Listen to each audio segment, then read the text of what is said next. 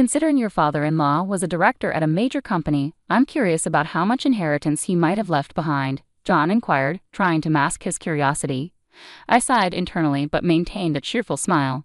I heard it's $54,000, I replied. John looked shocked. My name is Catherine. John and I have been married for 20 years and our son left for college this year. Life with just the two of us is quiet but manageable. On weekends, John joins his colleagues for football and practices all day.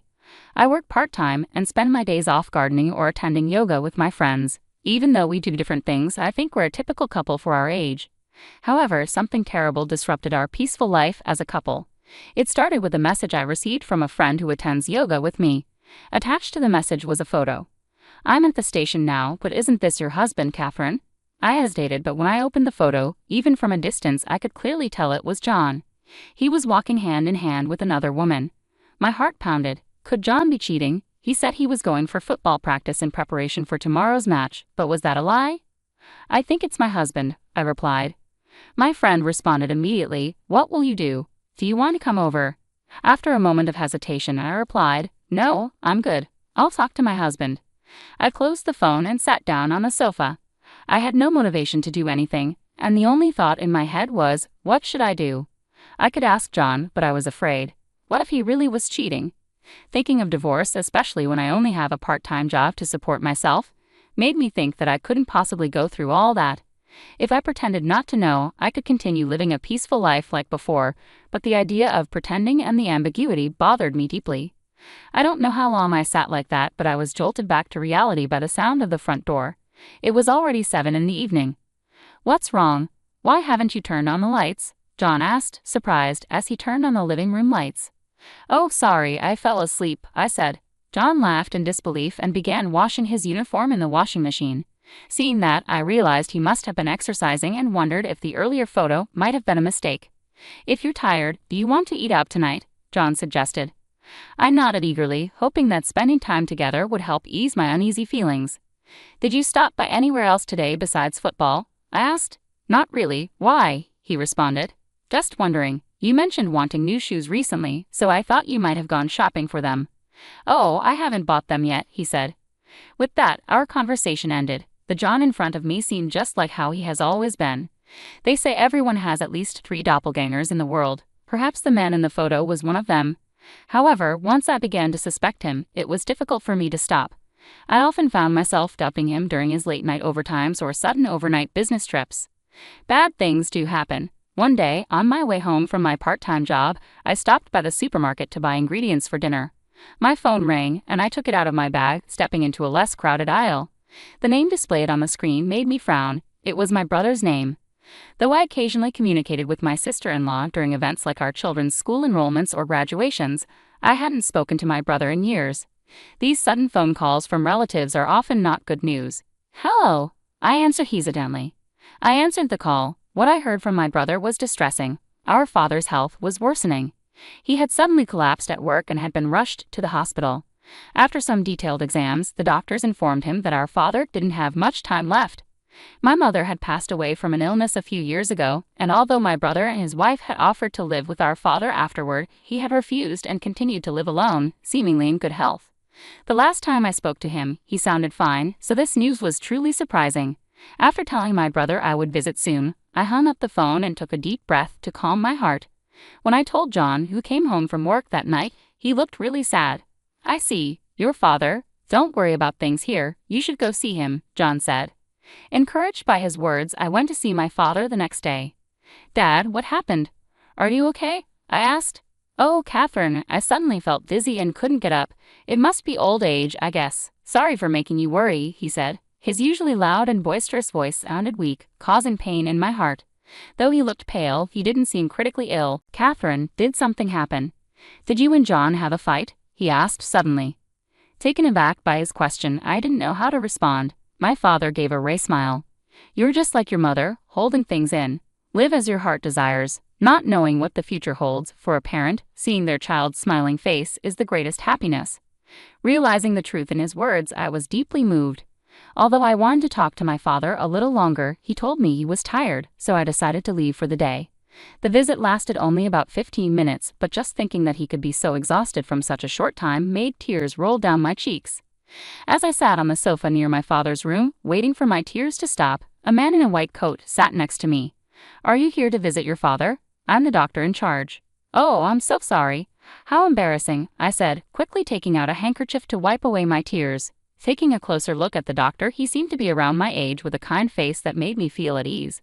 "It's all right. It must have been a shock for you. Do you have any questions?" he asked.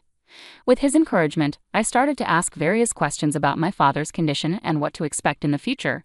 Despite repeating the same questions multiple times, he never looked annoyed and explained everything in detail until a nurse came, saying, "Sir, we need you." Thanks to him, even though I still felt sad, my heart was somewhat at ease. After returning home and recalling my conversation with my father, I decided to call the friend who had sent me the photo. I wanted to discuss the suspicions I had about my husband's affair. "I've been worried I might have done something unnecessary by telling you that. I'm sorry for causing you pain," my friend said. "No, I'm glad you told me. I've finally come to terms with John's suspected affair, but I have no idea what to do," I confessed. Chuckling, my friend shared some advice. "Actually, my husband is a lawyer. He said there are many clients consulting him about divorces due to affairs. I'll ask him for advice." Hearing this, I felt comforted knowing I wasn't the only one struggling. My friend immediately took action, telling me it was best to gather evidence of the affair and that I could use a private detective agency to do so. She even recommended a few agencies and offered to go with me if I felt anxious, making me realize how invaluable true friends are. From then on, between visiting my father and working part-time, my days were quite busy. At the same time, my husband started saying he was getting busier with work. Overtime and business trips noticeably increased, and his suspicious behavior had me eagerly awaiting the investigation results. 2 weeks later, I finally received the awaited results at the detective agency. The investigator hesitated before speaking. "It's true that he's having an affair." Surprisingly, I accepted the reality without panicking or feeling devastated. In fact, knowing the truth brought a sense of relief, dispelling my previous uneasiness. They showed me numerous photos and explained his activities over the past 2 weeks. There were also audio recordings, and the situation was worse than I had imagined. To begin with, his football games were only once a week, always in the morning for just 2 hours. The other employees always headed home right after the game, as they had families waiting. However, John spent all his remaining time with his mistress. At times, she would even wait for him at a diner near the football court. He deliberately washed his jersey, claiming he used it during the game, to ensure his lie wasn't caught. All his claims of overtime and business trips were fabricated just to spend time with her. The most shocking audio recording revealed him discussing with his mistress about getting a divorce once he inherited his money, predicting my father's passing in a month or so. They had already discussed pre-booking an apartment near the train station. His recent busyness was related to preparing for their new life together, making reservations for furniture and appliances, and even planning a premarital trip next month. All this left me feeling dizzy. The fact that my husband was eagerly waiting for my father to pass away destroyed any remaining love or affection I had for him. My only feeling was the increasing desire to divorce him. I paid a significant amount to the detective agency, took all the data, and decided to leave it with my friend for safekeeping. When I mentioned hiring a lawyer, they immediately agreed and offered to introduce me to someone they knew. However, I had used all my money on the detective agency and was hesitant to touch our shared finances. After some contemplation, I decided to swallow my pride and consult my brother about it. "Why didn't you come to me sooner?" he exclaimed, annoyed. Thankfully, he generously offered to cover the expected legal fees. I had a meeting with a lawyer and discussed my desire to work full-time or as a regular employee at my part-time job. I was told they could hire me as a contract employee, which gave me hope regarding my financial situation. With everything now in place, I started thinking about how to broach the subject of divorce. One midnight, I received a call from my brother. He was calling to tell me that our father had passed away. I woke up John, and we rushed to the hospital. John briefly visited my father, greeted my brother and his wife, and said some comforting words to me. He then returned home by himself. Everything after that happened so quickly that I can hardly remember. There was the wake, the funeral, meeting our relatives, and basically, I had no time to grieve. Even after the funeral, there was the matter of sorting out the house, discussing inheritance, and handling the legal aspects of my father's estate. My brother, his wife, and I were all exhausted. John, however, kept saying he was busy with work and didn't help at all. Despite my father having just passed away, John went out to play football on the weekend. My brother and his wife were visibly frustrated, but they knew about my intention to divorce him and refrained from saying anything. With so much going on, I had to postpone the divorce. It wasn't until about 6 months later that things took a major turn. Finally, all procedures related to my father were completed, and the inheritance amount was confirmed. By the way, has your father's inheritance come through yet? John asked. It's scheduled to be transferred tomorrow. Why do you ask? I replied. Well, your father was a director of a major company. I was just curious about how much inheritance he'd leave behind. John tried to sound casual. I sighed internally but hid my true feelings and just smiled brightly. I heard it's about $54,000. That much? He exclaimed. Yes, Dad must have worked hard to save that much. I just got a call today from the lawyer saying everything's ready. It'll be transferred tomorrow, so maybe we can go out and eat something delicious to celebrate, I said, emphasizing the fact that it would be transferred the next day. John seemed lost in thought. The next day after John had gone to work, I conspicuously placed the bank book on the desk. When I returned from work as expected, the bank book was gone and instead, a signed divorce paper was there. I hadn't anticipated things to go this smoothly, so while thinking he took the bait, I headed to my lawyer handling my divorce and explained the current situation. I decided not to return home, instead heading straight to my family home where my father had passed away. Most of my belongings were already there, and the things where I lived with John were shared, and how to handle them would be decided later.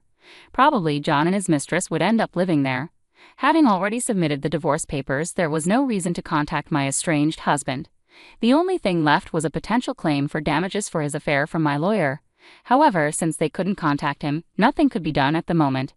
But 3 days after I returned to my family home, I received a call from John. Catherine, what's going on? There's no money in the bank account. Where's the inheritance and where are you? John demanded. Inheritance is mine. Why would you use it? I decided to play dumb for the time being. By asking about my whereabouts, it seemed John had returned to our home. I needed to contact my lawyer immediately. Anyway, why isn't the $54,000 in your bank account? Did you take my bank account? John asked. I was planning to change the account for my salary deposit, but it disappeared. I've been looking for it. Don't mess with me. We're married, it's a shared asset. You should share it with me. I wished he wouldn't yell over the phone. It hurt my ears. The inheritance is an individual asset, not a shared one. Plus, I've already filed for divorce. We're no longer a married couple. Please stop contacting me. I won't return home. It's okay for you to live there with your mistress. I could hear John catching his breath, but I hung up and immediately relayed his whereabouts to the law firm. That night, I received several calls from John, but I ignored them all and enjoyed a drink by myself. Having endured the suspicions of his affair for almost a year, I deeply appreciated the peacefulness I was experiencing. After a good night's sleep, I checked my phone and was shocked at the sheer volume of missed calls. I assumed my lawyer must have contacted him, causing him to panic. Hesitantly checking the messages, some were aggressive, like, "What do you mean by damages for the affair? If you knew, you should have said so." Others were apologetic. "Catherine, I'm sorry. It was my fault. I want to talk things over." Without replying, I left my phone behind and headed to work. In my bag was a new phone with a number John wouldn't know. This would be my main phone from now on. I had John's personality figured out, so I was well prepared. Later, my lawyer informed me that John insisted on discussing this face-to-face, so I decided it was time for a confrontation. I expected this and felt it was better to settle matters swiftly. I chose a family restaurant with semi-private booths for our discussion to avoid any public attention. As expected, John and his mistress arrived on time. Seeing John after months, he looked somewhat tired. Was it just my imagination? I had seen photos of his mistress, but it was my first time seeing her in person. She had her hair up in a bun and wore casual clothes. Her youthful face made me think she was a student, but I knew from my investigation that she was 25 and worked at a cake shop. I couldn't comprehend what such a cute girl saw in a 50-year-old man. "Catherine, what's going on? There's no inheritance, and now there's a claim for damages. I'm completely lost," John said, bewildered. Both my lawyer and I couldn't help but chuckle at his words. "The inheritance is what my father left for me, John. You have no right to it. As for the damages, it's because our divorce is due to your affair. You both owe compensation for the pain you caused me," I explained. "It's not about the affair, it's due to our incompatible personalities. Besides, it wasn't you who brought up the divorce, I did. So the affair doesn't matter," John retorted. Hearing such nonsense made me want to pull my hair out. I knew he wasn't the brightest, but I didn't expect him to lack basic common sense to this extent. The one at fault can't initiate the divorce. It's not about who brings it up first. It's about you having an affair. If that's true, you understand that you're in the wrong, right? Also, I'll be demanding compensation from her too." "What? Why me? Despite her cute appearance, the mistress sounded very defiant and sharp. Is that true? John looked at the lawyer as if clinging to hope. Unfortunately, it is true, the lawyer confirmed. You said I'd be getting money. I wasn't told I'd have to pay. I'm going home, and since I'm divorcing you, this has nothing to do with me, she shouted, grabbing her bag and storming out of the restaurant. It was embarrassing as other customers turned to look at our table. We know where she works, so it'll be fine, the lawyer said with a reassuring smile, causing John's face to go pale. Perhaps he realized he couldn't escape. You know, that girl is quite headstrong. She used to be a good girl when we were having an affair. She was always smiling around me and would cry saying she'd miss me when it was time for me to leave. John rambled. Even though he was talking about their affair, I didn't know how to react. After we started living together, her cooking wasn't great, and she constantly wanted new bags or clothes. It was cute at first, but being married to her was not what I expected. Even though they'd only been remarried for about a month, complaints about her started pouring out of John's mouth. I've realized something. I've always been comparing her to you, Catherine. You're skilled at housework, great at cooking, and you always waited for me to come home without a single complaint. So would you consider giving us another chance? I was left in disbelief, unable to keep my mouth shut. I never anticipated this turn of events, and even the lawyer seemed too stunned to speak. There's no way. Come on, I'll change. I promise I'll never cheat again, John pleaded. You cheated on me while using the excuse of being busy at work, didn't you? How can I believe anything you say? I countered. John lowered his head, repeating, I want to start over. You said you were busy with work when my father was dying. He was in critical condition for about a month, but you never visited him even once. Even though I was having a difficult time, you were cheating. After he passed away, were you just waiting for the inheritance? I noticed our drawer being opened several times where we kept our bank book. You probably planned to leave once the inheritance came in, right? With the divorce papers already filled out?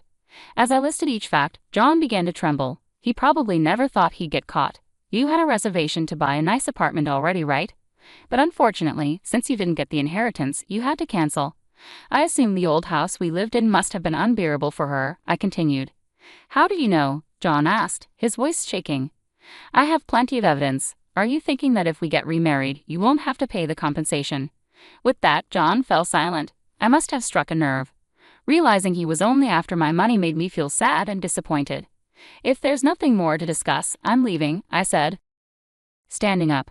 Wait, John grabbed my arm as I tried to leave. Catherine, you're the most important thing to me. Please, I beg you, let's start over. John's eyes were filled with tears. I'll never betray you again, and I'll do all the chores. Please come back to me. Unable to contain his emotions, John began to sob uncontrollably. Come on, don't make a scene. Aren't you and your mistress newlywed? Why don't you two sort things out? Let's just move on with our separate lives.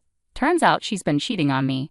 She seems to have married me for my money. Without money, I'm just an old man. Seeing my ex-husband crumbling to the floor, crying, was undeniably pathetic, but I felt no obligation to comfort him. People had heard our conversation, and it was painfully embarrassing to witness everyone whispering about John. Leaving my crying ex-husband behind, I picked up the bill, and my lawyer and I left. Later, as the two of them adamantly refused to pay compensation, I consulted with John's parents over the phone. Having had little interaction with my rather shy in-laws who lived far away, this was my first call to them since thanking them for attending my father's funeral. To my surprise, I discovered John hadn't told his parents about our divorce or his remarriage to his mistress. This revelation left his parents in shock, with my ex-mother-in-law becoming bedridden from the strain. Give us some time, we're not sure what to do, was their unsure response, making it clear I couldn't rely on them. However, the next day, my father-in-law brought his brother to confront John. His brother, compared to John, was a lively, talkative, and cheerful man. John had often grumbled to me about how intimidating he was during family gatherings. Whatever transpired, his strong-willed brother made John agree to the compensation payment.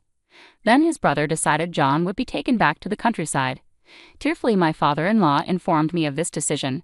Since both in-laws were over 80 and had no income, they promised John would work at a factory owned by a relative nearby and pay me the compensation. As for John's mistress, her whereabouts were unknown, but since her workplace was known, they contacted her there. She shouted, "Don't contact my workplace." However, I spoke with a woman claiming to be the manager and was informed of an astonishing fact. It seems that the person John was referring to when he said, "She's cheating on me," was the husband of the store manager, and she was apparently preparing to sue them. I was assured that John's mistress would never escape justice, and true to that word, a few months later, I received the compensation payment.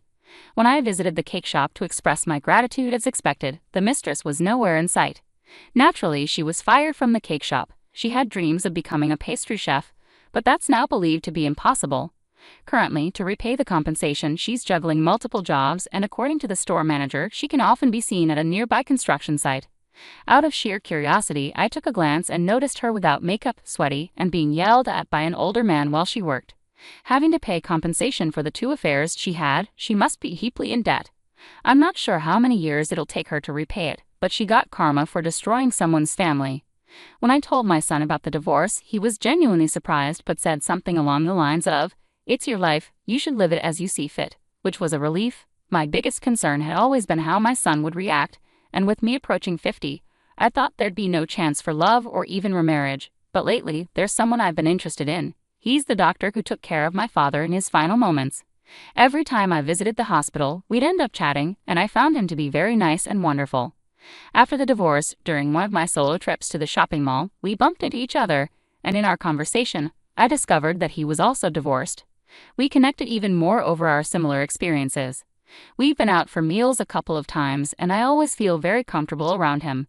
I don't know what the future holds, but I still hope and strive for happiness in my life.